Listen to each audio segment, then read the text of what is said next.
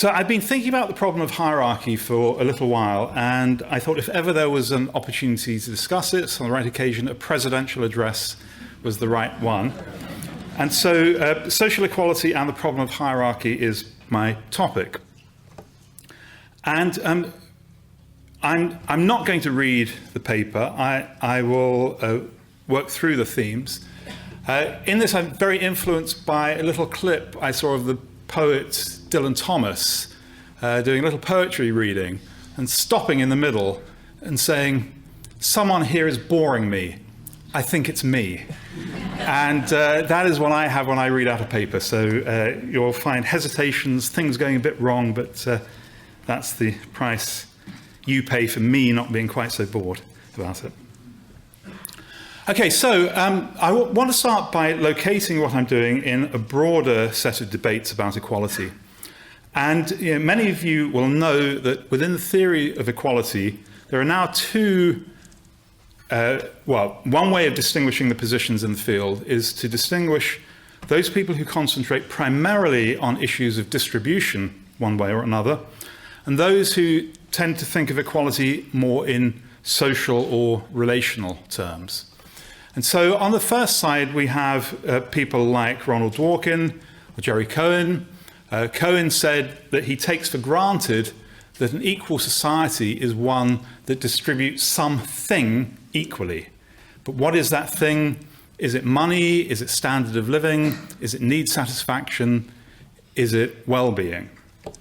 And so for distributive egalitarians, the main question is, what is the currency of egalitarian justice, as Cohen put it? What is that thing that everyone should have equal shares of if we're going to have an equal society?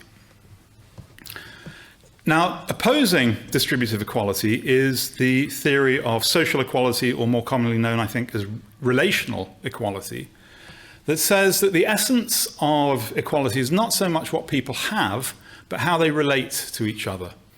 And so from the social point of view or a relational point of view, distribution looks almost fetishistic. By focusing on what people have, we're forgetting about what it is to relate to others in the way in which we should do in a society of equals. So for relational egalitarians, the main question is, how do we create a society of equals? And so this is a project that Elizabeth Anderson and Sam Scheffler have particularly been associated with, but it goes back a long way. In the UK, David Miller and Richard Norman have been arguing for similar views for several decades, and Tawney in the early part of the century and going back into the 19th century as well. Now, the idea of social equality being a matter of relations between people, strikes a chord, I think, with many people who hear it, but they will typically have the same question, which is, well, what are these relations? What are the relations between people that constitutes the bond of a society of equals?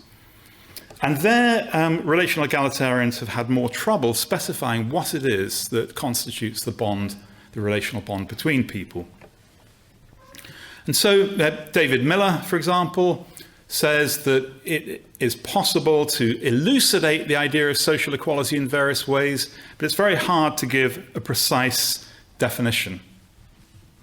Others have tried to do it in terms of relating democratic theory to equality or common citizenship, but the trouble is that democracy is compatible with many views that wouldn't be considered those of social equality in this sense.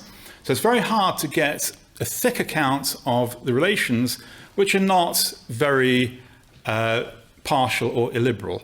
So for example, there's a socialist, Christian socialist tradition which talks about brotherly love being the effective bond, but there are lots of things you can think that is wrong with that idea. Okay. So what is the positive idea of social equality? Well, it's very hard to say. And in my way of approaching the topic, I try to turn things on their head and say, well, we know what we're against as social egalitarians. We're against exploitation. We're against domination.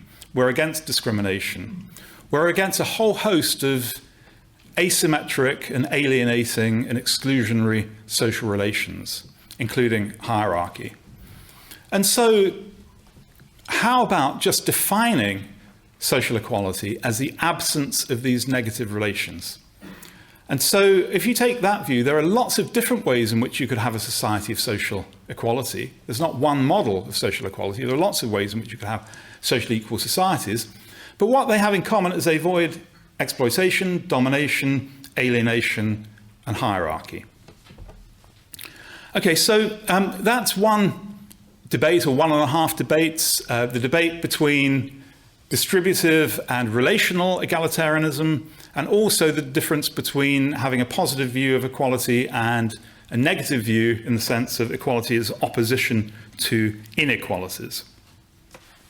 Now, there's another methodological debate I need to mention because this is important for me later on in the paper, and that is a debate between what is normally known in the literature as ideal and non-ideal theory.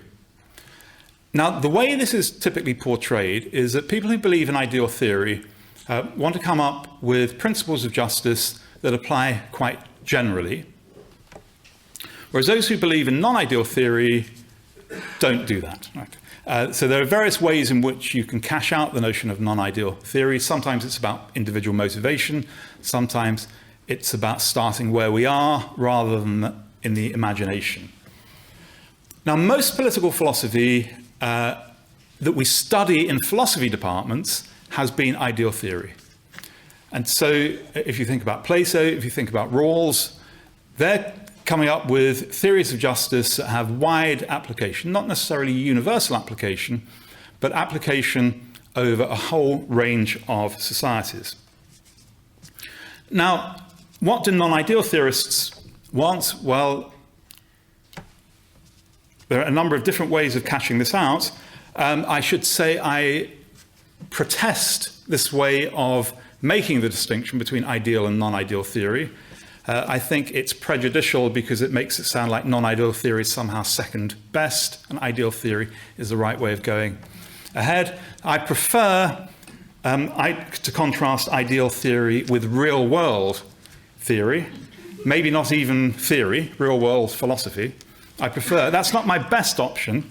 My best option is to contrast real-world political philosophy with unreal political philosophy, but I'm afraid I don't think that's going to catch on. So the neutral way of doing it is having ideal theory versus real-world theory, and then there's a question about which is prior, if that question even needs to be asked. So I'm doing real-world political philosophy, and there are three features of this that are important for the paper. So the first is that real-world political theory is not context-free. It starts from where we are. Bernard Williams once said that the task for political philosophy is not to work out the best society could be, rather the best society could be starting from here. Now, I think even that goes too far, and that we might not know what the best is starting from here. We might want to think about what is better starting from here. But I think you can see the difference. Ideal theory starts from nowhere, or nowhere in particular. Real-world theory starts from where we are and works out how we can improve things given the situation that we're in. There are two other things I want to emphasize, and ideal theorists can believe what I'm going to say now or follow the methodology of what I'm going to say, but the type of real-world theorist I'm interested in must do. The second thing is to take account of human psychology, that individual humans are, after all, the agents who will act both to create laws and to follow them and to follow other practices. We need to understand how humans will behave.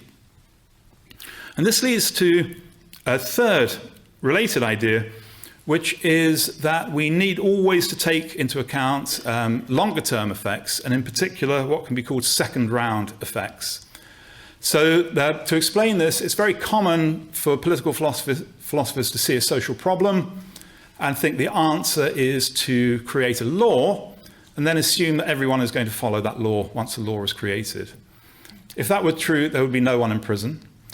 There are people in prison, therefore, that is not true. The situation is that in some cases, people won't follow the law. So you might think you can solve a problem about drugs, maybe, or about gambling, areas I've worked on, by having new laws. But if people don't agree with those laws, many of them won't follow them. And so where you had one problem, or you thought you had one problem, a social problem, now you have two problems. You've got the same social problem and people breaking the law.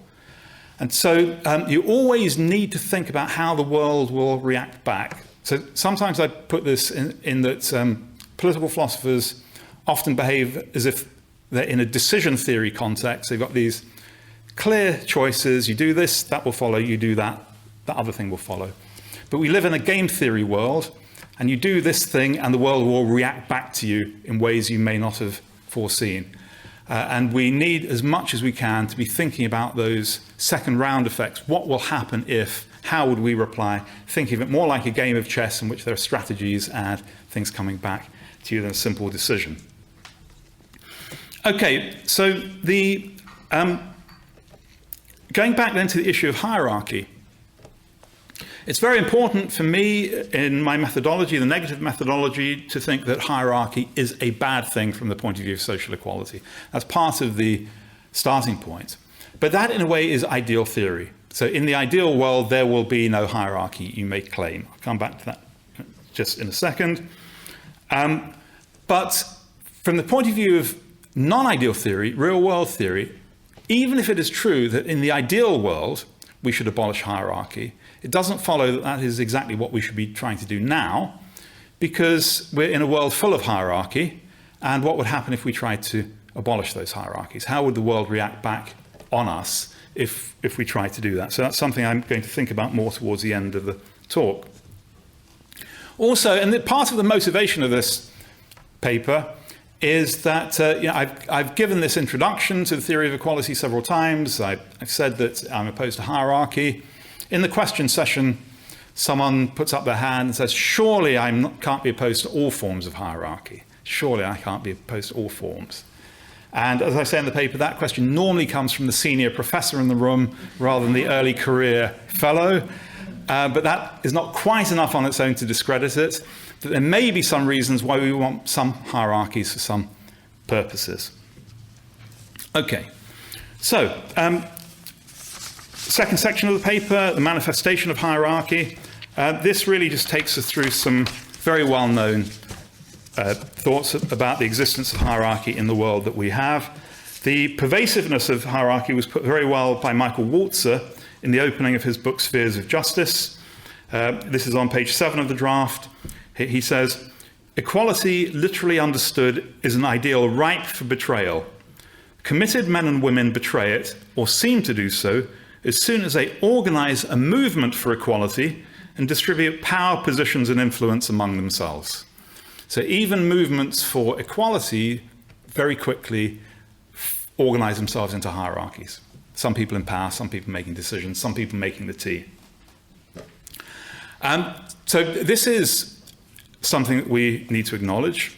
And looking through various works of anthropology by anarchist anthropologists, no one really denies that hierarchy is pervasive through human society. Harold Barclay wrote a book called People Without Government. I thought I might find him making claims that there are people without hierarchy. Well, no, he distinguishes government and hierarchy. And he says that in his studies, he sees 4 types of hierarchy emerging even in societies without government. Hierarchies around the big man, the technician, the holy man, and the old man. Adam Smith also has 4 categories, not the same. Personal qualifications, which would be some sort of merit.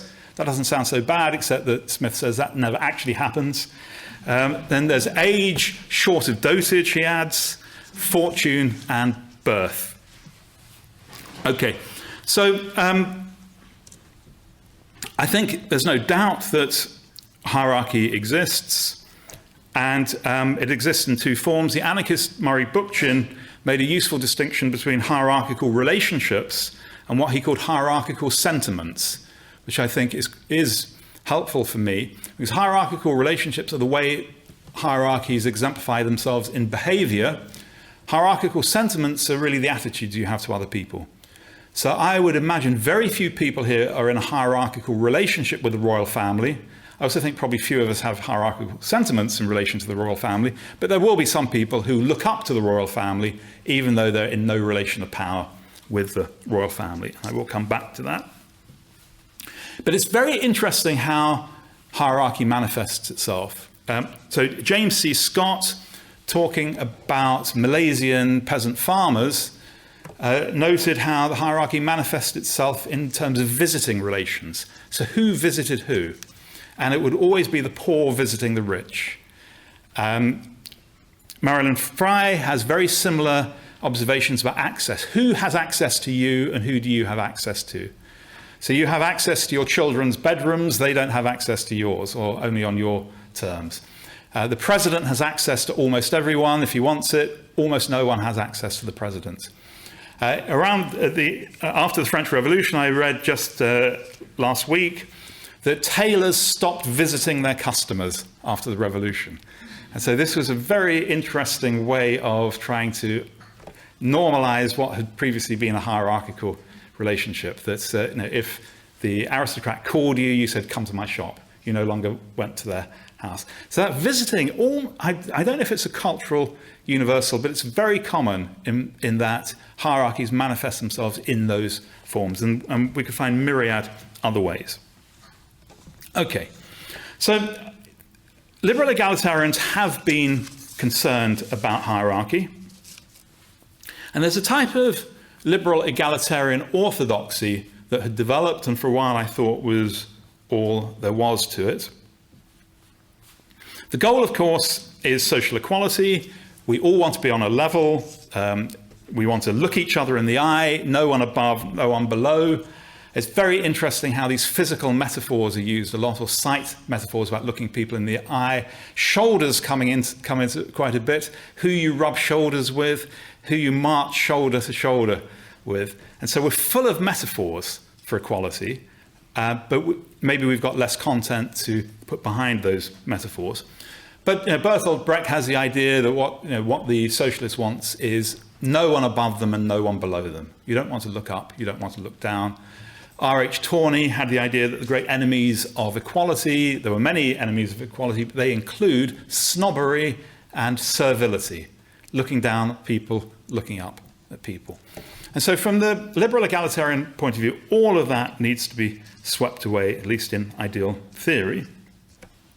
But the consensus developing is that there are two types of hierarchy that seem to be justified.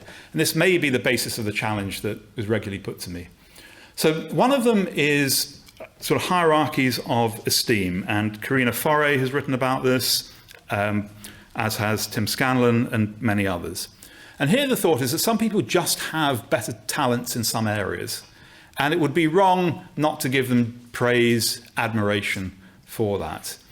The South African philosopher H.P. Lotter has got this very nice way of putting one aspect of this. So what he says is that it's part of life for all of us to want to amuse or amaze others with our talents or skills, or be amused or amazed by others. And it would seem wrong to have a leveling where no one could have these special talents or get their recognition for those talents. But this view is very limited because it says you admire people for their qualities, intelligence, beauty, or whatever it is you're admiring them for, but there are no further consequences to that. You simply admire them for the possession and exercise of those qualities. Those are hierarchies of esteem. Scanlon goes further and argues that there can also be justified hierarchies of status. And he suggests that there are some occasions where an institution needs to assign different statuses to people for functional purposes. An army is the most obvious one. You might think a university is like that, though you could argue about that. But there are many areas of life where you want people in different ranks for functional purposes. And it may be that you need to pay people different amounts of money to do that. Maybe there are market arguments that say you have to pay people in the higher ranks more money to get the right people in those ranks. So it's a type of Rawlsian argument joined with a Hayekian argument about market signals. So Scanlon thinks that there can be justified institutions with different ranks, but he argues, he's got quite a long argument which I'll summarize very basically he argues that that is only justified if there's a type of genuine equality of opportunity for those positions. So that would go against an aristocracy or hierarchy through birth. So Scanlon says there can be justified hierarchies in the sense that you pay the senior doctor more than the junior doctor and you esteem them more, but only if everyone has an equal chance or at least the equal opportunity of acquiring that through proper institutional means. Okay, so that's a consensus theory, and there are lots of different ways in which we can unpack that. What does equality of opportunity mean? How deep does it have to go, and so on. So there are going to be variations, but there is in the literature a type of focal acceptance that there are these two ways of justifying hierarchy: hierarchies of esteem and hierarchies of status. First related to exceptional talents or attributes, the second related to the functional necessity of a role. So what are the challenges to the liberal theory? Well, the first, maybe is the most obvious, is the challenge of overspill. That is, if you give someone a high rank in one respect, is that not likely to leak over into other respects? So David Miller has the example, so-and-so may be a better doctor, maybe the best doctor in town. That's a reason for me to go to seek that person out. Maybe it's even a reason for them to have a higher salary, but it's not a reason for anything else outside that domain. Then if you think, well, what is actually likely to happen? Well, if this person is respected as a doctor, maybe the person will be sought out more for their opinion when there's a political dispute. Maybe when there's a function in the church hall, they'll get the front seat and so on.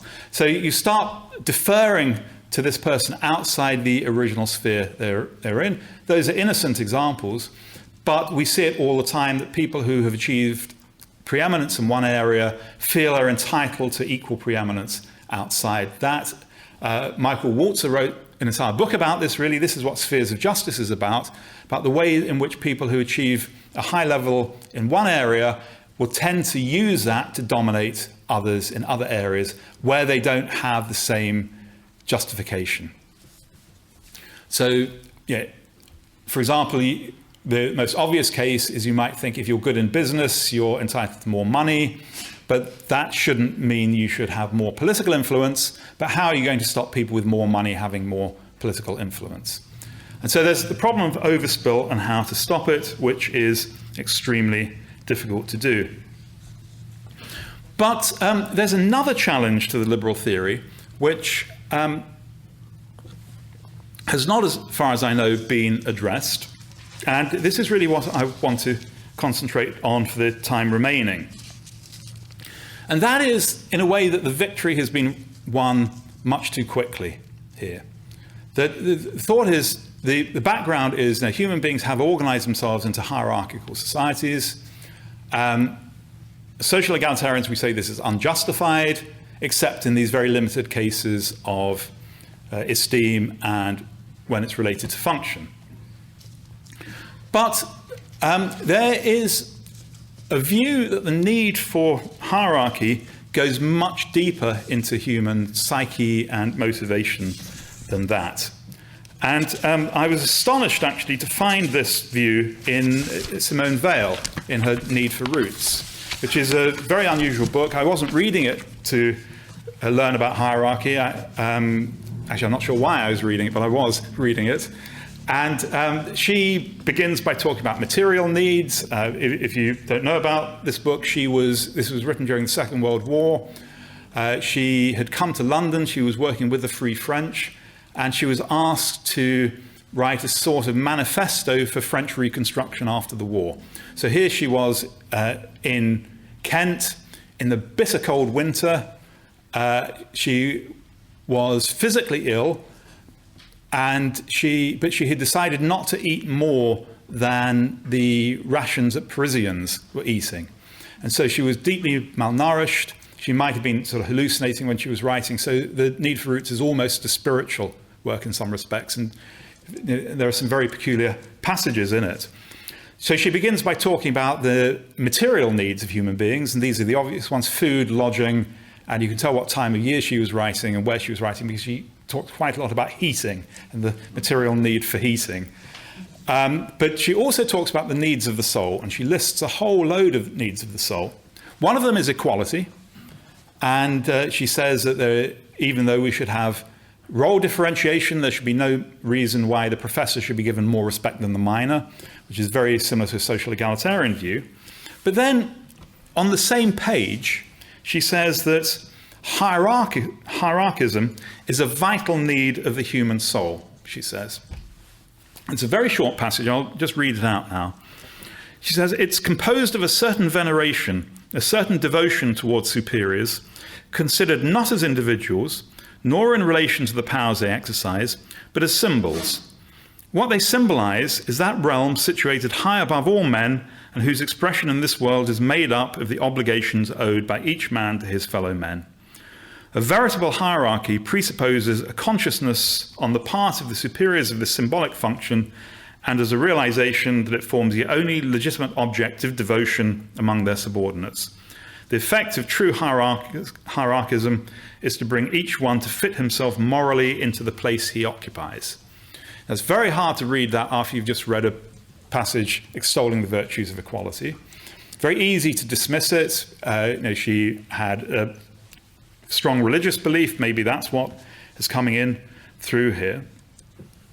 But it is interesting that she is arguing that hierarchy is justified not because of the individuals, the qualities of individuals, or because of the powers that the individuals have, but as symbols in their own right. And her view seems to be that we need to live in a hierarchical society in order to maintain social order. Okay. Now, she gives no further details of this, so maybe she is just wrong about that. But it is a view I think we need to think about rather than just dismiss. And one area where it gets a certain amount of support is from what has become known, or what named itself social dominance theory, which is expressed in a number of works by Sedanis and Prato. And they begin by making a distinction that few people in the social egalitarian literature have made, which is simply a distinction between individual hierarchy and group hierarchy. And so everything we have been talking about almost ignores the existence of groups and thinks about why would you have one individual above another individual. The individual has certain talents or attributes. It could be group membership, but typically that's not what people are thinking about here. Someone has certain abilities, they're a good doctor, they're a good business person. But Sedanis and Prato claim that group hierarchy is ubiquitous in almost all human societies. What they say is that every society that has achieved a productive surplus leads to a form of social domination of one group over another. So this is rather like the Marxist theory that says once we have a surplus, in the sense that not everyone has to work, class division divides, comes into being. But what they say is that division forms around three characteristics. Age is one, we've seen that before. Gender, we haven't seen explicitly, interestingly, in Adam Smith or Berkeley, although it is implicit in Berkeley. And what they call an arbitrary set feature. And what they mean is just anything, something is picked out. It could be religion, it could be skin color, it could be upbringing, birth. But every group above a level of subsistence has split itself into a dominant and a subordinate group, maybe more than one subordinate group. And what they say also is there have been attempts to abolish this in developed societies. For example, Soviet communism was an attempt, but it failed pretty badly. And they say every attempt to overcome group domination has led to disaster. Okay, so are they right or are they wrong? Well, as a cultural fact, this is a question for sociologists, for anthropologists. Is it true that every society has split itself into a dominant group and a non-dominant group? We leave out sort of hunter-gatherers who haven't reached a level of surplus? Where are we going to look for examples of societies that haven't formed themselves in this way? Well, normally we turn to Scandinavia when we look for anything to do with equality. Anyone from Scandinavia will tell you they have not managed to avoid group dominance of a type of aristocracy looking down on others and people from different ethnic groups. There are minority groups even within all Scandinavian countries. So this is very worrying from the point of view of social equality, that if human beings have a tendency to split themselves into groups, one dominant from over another, what are we going to do about that? Particularly when the attempts to eliminate it have caused such problems. So as I have said several times, this is highly problematic from the point of view of ideal liberal egalitarian theory. Now, there is some comfort in their work because they say, this is Sidanius and Prato, they say that people react differently towards hierarchy in their own society. So they say that some people are hierarchy enhancers, and they want to increase the hierarchy wherever they can, and others are hierarchy attenuators who want to reduce hierarchy and to eliminate it to some degree. And this it does divide also along the political spectrum, which makes maybe left-wing leadership a rather problematic concept in its own right, because it needs a hierarchy, but you're going to put someone who's a hierarchy attenuator in there if you're going to get it right. But what it means is that there are elements even within their view which says we can to some degree mitigate hierarchy. But why does hierarchy exist? Well, Simone Weil says that it's a need of the soul. She doesn't say any more than that. I'm not in a position to comment any further on what needs the soul has. Sidanius and Prato talk about evolutionary theory and what is required for reproductive success, particularly around gender. And maybe there are some arguments they can give, rather standard and perhaps passé arguments now about sexual difference in reproduction. But it's very hard to see why that would lead to group formation of the type that they offer.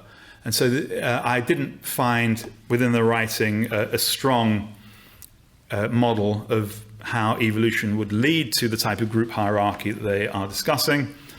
Freud also discusses this. He talks about the human drive for aggression. Maybe all of these are the same thing: the need of the soul, evolution and reproductive success, the human drive for aggression. But all of these are speculative. And there is, I think, quite an alarming conclusion from Sidanius and Prato that we have very strong evidence that societies do form into these dominant group hierarchies, but we don't really know why, I think. Or at least I don't feel I have come away from this literature with much of an understanding. So where do we go from here? Well, we have a challenge to social egalitarianism. Although we have quite a neat little way of accounting for individual hierarchy in terms of esteem and the functional need, group hierarchy is something that we cannot justify from an egalitarian point of view. It would be, in a way, the definition of the relational egalitarian view to try to overcome group domination exactly of the form that appears to be so pervasive. But it is pervasive, and attempts to reduce it significantly have been disastrous, so it is claimed quite plausibly, and we have little clue what to do about it. So how do we move on from this? Well, ideal theory, I think, is stuck at this point. That if you want to say in the ideal world there will be no hierarchies, I can agree with you, but given that we seem to have them and we don't know how we've got them and how to get rid of them, where do we go from there? But the real world view, the non-ideal view, is in a somewhat better position, because we start with a different question. We don't start with the question, what would be the ideal world? we start with the question, what is wrong with this world and what can be done about it? And so Sidanius and Prato, from a liberal egalitarian point of view or social egalitarian point of view, have done a very good job of pointing out what's wrong with this world. They have said that there are people who are hierarchy attenuators. So obviously they need to be given more power, more scope, or find ways of getting more power and scope to make changes. But from the point of view of real-world political theory, the moves from this point on are relatively straightforward. But what we need to do is to identify the most pernicious forms of hierarchy and attempt to mitigate or abolish them. So the most pernicious forms are probably forms of racism and sexism, maybe also discrimination against people with disabilities. The standard anti-discrimination fights, standard social movements fit quite well into this pattern. So we identify the most pernicious forms and attempt to mitigate or abolish them. Simone Weil was quite interesting on this point because she argues that if there are going to be hierarchies, and she thinks there have to be, it's much better if they're symbolic than if they're real. So if we can identify those hierarchies that are doing the most damage, then we will be making some progress. And so what flows from the account I'm giving, I think, is we should look for the hierarchies that are the most damaging, the hierarchies that are relatively easy to deal with, and also those hierarchies, the abolition of which would have the greatest consequences. So in other work, I've talked about the connection between different forms of disadvantage. I've argued that certain things, if they go wrong in your life, that will lead to other things going wrong. The opposite, not quite the mirror image, is that if certain things go right for you in your life, that can lead to other things going well. So outside the realm of hierarchy, if you suffer from drug addiction, that's very likely to lead to loss of home, loss of job, and so on. So it's very important for social policy to prevent the formation of drug addiction. Once people become addicted, then just getting them off the drugs won't necessarily get their lives back together again. Other things are necessary for that. So that was a concept of corrosive disadvantage. With Avenant de Chalet, we also have the concept of what we called then fertile functionings. This is if it goes right for you, what else will go right for you as a consequence? So if you have a good set of, if you have a good social network, for example, that might help you get employment, might help you get housing, will give you support in depression. And so there are certain things, if that goes well, other things are very likely to go well. So in that spirit, what we need to identify, and I don't know that the social science has been done on this, which is, what are the forms of hierarchy that lead to other forms of hierarchy? So Simone Weil talks about symbolic hierarchies not being as bad as real hierarchies. So this would mean, for example, we should pay much more attention to discrimination, much more attention to exploitation than, say, to snobbery and civility. On the other hand, if snobbery and civility enables these other relations, then maybe we should start with the symbolic hierarchies. And so at the moment, I don't know if there's literature that tells us where to start. But anyway, the basic idea is, as I said, we should look for the most damaging hierarchies, those that are relatively easy to deal with, and those that are whose abolition will have the greatest consequential effects. I'll just turn back to the ones that are relatively easy. So remember the example of the doctor who was given precedence for being a good doctor, maybe a higher wage, but then thought they had the right to other things in life because they had that level. Right? Now, this is something really almost of personal morality for each of us, in that we might think of ourselves as justified in our positions of power through a Scanlon functional argument that we work in organizations, they need ranks, but there are limits to what those ranks can do, should do, or limits to what those ranks can justify. And we hear story after story after story of people who are using their rank for other purposes, pushing their weight around, not behaving in a collegiate way to others, for example, we have so many stories of that at the moment. So these are ways in which, in our ordinary life, each of us can be a hierarchy attenuator by realizing the limits to the hierarchies that are or may be justified. So, in conclusion, I want to turn to a little anecdote I heard many years ago and have not been able to trace. So I may have made it up, but never mind. I don't think I did, because this one's too good for me to have made up. And it concerns the American film critic, Alexander Walker, who was known as Sandy Walker. And it was reported by a friend of his that Sandy Walker had come to him in a very miserable state. And Sandy Walker was a lifelong Republican in the sense of being opposed to the monarch, not in the American sense of Republican. So he was anti-monarchy. But he said that he had just realized that there were only 5 countries in the world where you could really be free. The Netherlands, the UK, Sweden, Denmark, and Norway. And what they had in common was that they were all monarchies. And he found this a very depressing fact. Now, from the point of view of the line of argument I've given, he said, well, maybe it's not random here. Because maybe Simone Weil is right. Maybe we do need hierarchies, but it's better if they're symbolic. And so if we can hive off our hierarchies into these symbolic areas, this gives us much more space.